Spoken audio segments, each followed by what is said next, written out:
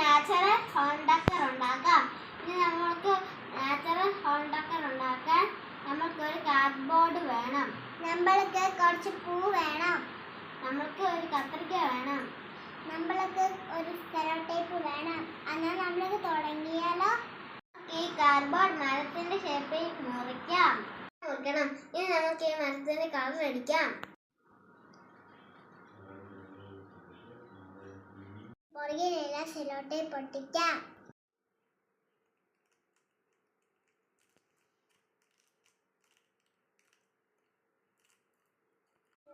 ഇനി നമ്മൾക്ക് ഇതിൽ പൂക്കളും ഇലകളും ഒട്ടിക്കാം.